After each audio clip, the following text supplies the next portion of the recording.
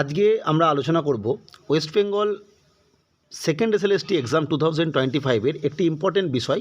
মূলত কাউন্সেলিং শুরু হয়ে গেছে 11-12-এর ক্ষেত্রে, এবং পরবর্তী ক্ষেত্রে অন্য সাবজেক্ট পার্ট 2 পার্ট 3 বা 9-10-এর কাউন্সেলিং হবে।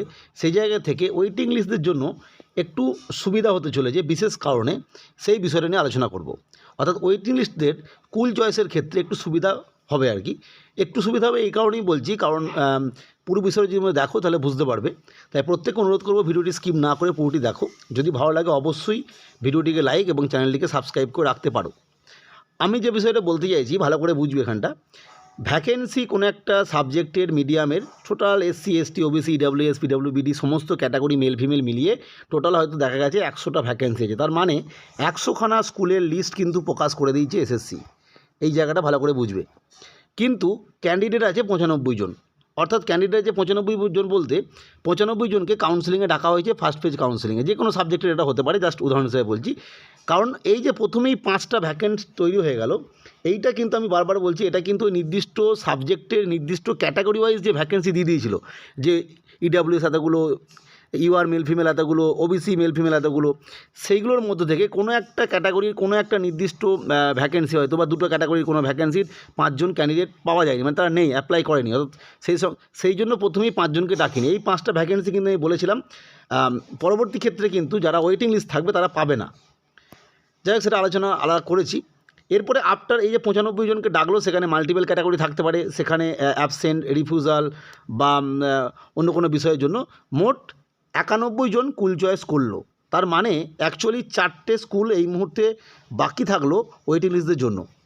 কিন্তু 4টে স্কুল বলতে এখানে 4টে ভ্যাকেন্সি বাকি থাকলো অ্যাকচুয়ালি। এই 4 জন ওয়েটিং লিস্ট থেকে চান্স পাবে। সেটা বিভিন্ন ক্যাটাগরি হতে পারে, সে মানে মেল ফিমেল হতে পারে, ফিমেল হতে পারে, আলাদা ব্যাপার। কিন্তু যেটা সুবিধা হবে সেটা বলতে, সেটা যে ভ্যাকেন্ট স্কুল কিন্তু থাকলো অ্যাকচুয়ালি এই যে 4টে প্লাস আগের যে 5টা, অর্থাৎ এই স্কুল 9টা স্কুল কিন্তু যখন কাউন্সেলিং হবে আর কি, যিনি ফার্স্ট থাকবেন আর কি, তাকে কিন্তু 9টা স্কুলই দেখাবে। ঠিক একই রকমভাবে যিনি 2 নম্বরে থাকবেন তাকে কিন্তু 8টা স্কুল দেখাবে, যদি প্রথমজন স্কুল চয়েস করেন। যদি না করেন তাকে আবার পুরো 9টাই দেখাবে আর কি।